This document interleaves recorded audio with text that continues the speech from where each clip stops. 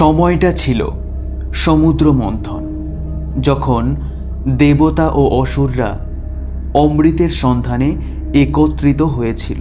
কিন্তু অমৃতের আবির্ভাবের সাথে সাথেই তাদের প্রচণ্ড যুদ্ধ শুরু হয়েছিল। সমস্ত দেবতা একত্রিত হয়ে অসুরদের আক্রমণ করলেন। একের পর এক অনেক অসুরকে হত্যা করা হচ্ছিল। কিন্তু এরপর হঠাৎ করেই এক অদ্ভুত কিছু ঘটল। যে সমস্ত রাক্ষসকে হত্যা করা হয়েছিল তারা আবার জীবিত হতে শুরু করলো। এটা দেখে সব দেবতারাই দ্বিধায় পড়ে গেলেন যে এ কেমন মায়া।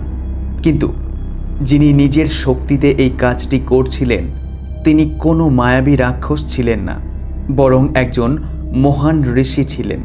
এমনই একজন ঋষি যিনি বহু বছর তপস্যা করে এই জ্ঞান অর্জন করেছিলেন। তিনি হলেন মহর্ষি ভৃগুর পুত্র এবং অসুরদের গুরু শুক্রাচার্য, যিনি দৈত্য গুরু নামে পরিচিত। কিন্তু শুক্রাচার্য দেবতাদের গুরু হতে চেয়েছিলেন। তারপর এমন কি হলো যে তিনি দেবতাদের শত্রু মনে করতে লাগলেন? বন্ধুরা, নিলস মাইথোলজির আরও একটি নতুন ভিডিওতে আপনাদের স্বাগত। আজকের ভিডিওতে আমাদের বিশেষ আলোচ্য বিষয় দৈত্য গুরু শুক্রাচার্যের অজানা কাহিনী, আননোন স্টোরি অফ শুক্রাচার্য। আপনি যদি এখনও আমাদের চ্যানেলটি সাবস্ক্রাইব না করে থাকেন তাহলে অবশ্যই আমাদের চ্যানেলটি সাবস্ক্রাইব করে পাশে থাকা বেল আইকনটি প্রেস করে রাখবেন আমাদের ভিডিও সবার প্রথমে দেখার জন্য। তাহলে চলুন শুরু করা যাক আজকের ভিডিও। শুক্রাচার্যকে সর্বকালের সর্বশ্রেষ্ঠ ঋষিদের একজন বলে মনে করা হয়।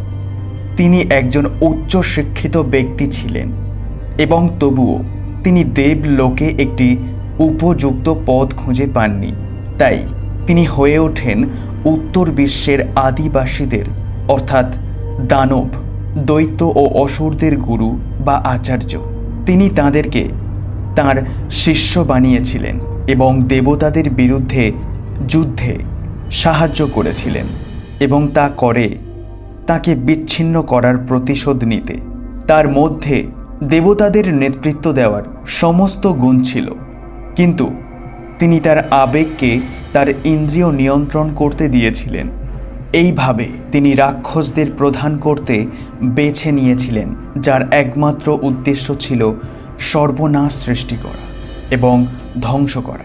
মজার বিষয় হল, দেবতাদের বিরুদ্ধে যুদ্ধ করার আগে শুক্রাচার্য ভগবান শিবের কাছ থেকে সঞ্জীবনী মন্ত্রের আশীর্বাদ পেতে চেয়েছিলেন, যাতে তিনি যুদ্ধক্ষেত্রে নিহত হওয়ার পরেও তাদের শরীরে জীবন দিয়ে তার শিষ্যদের মৃত্যুর হাত থেকে বাঁচাতে পারেন।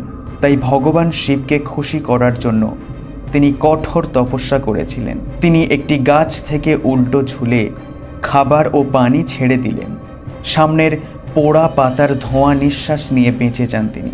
এবং যখন দেবগণের রাজা ইন্দ্র তার তপস্যা এবং তার প্রতি তার সংকল্পের কথা জানতে পারলেন, তখন তিনি তার তপস্যাকে বিঘ্নিত করার জন্য অনেক চেষ্টা করেছিলেন। পরবর্তীকালে ইন্দ্রের কন্যা জয়ন্তী পোড়া পাতায় মরিচ যোগ করে তার তপস্যাকে বাধা দেওয়ার চেষ্টা করে। তিনি আশা করেছিলেন যে শুক্রাচার্য তার জীবন রক্ষার জন্য তপস্যা করবেন।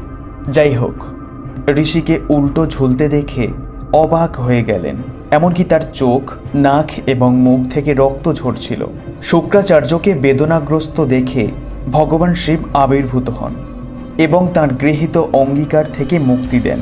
শুক্রাচার্যের প্রতিশ্রুতি ও ভক্তিতে ভগবান সন্তুষ্ট হন এবং ঋষি যে অসুরদের গুরু ছিলেন তা জানা সত্ত্বেও তিনি তাকে সঞ্জীবনী মন্ত্র দিয়ে আশীর্বাদ করেছিলেন।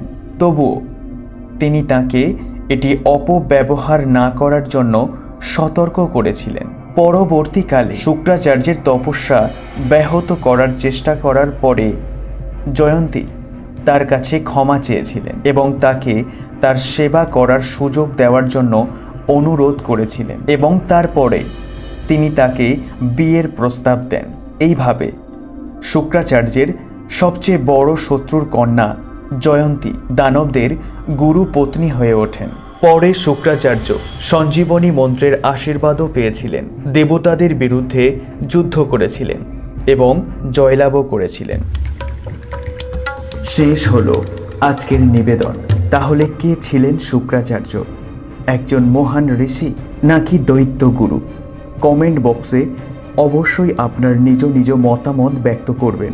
ভিডিওটি ভালো লাগলে লাইক এবং শেয়ার করতে ভুলবেন না। আর এই রকমই বিভিন্ন অজানা অদেখা পৌরাণিক কাহিনী সম্বন্ধে জানতে নীলস মাইথোলজি চ্যানেলটিকে সাবস্ক্রাইব করে রাখবেন। গল্প পাঠে আমি নীল।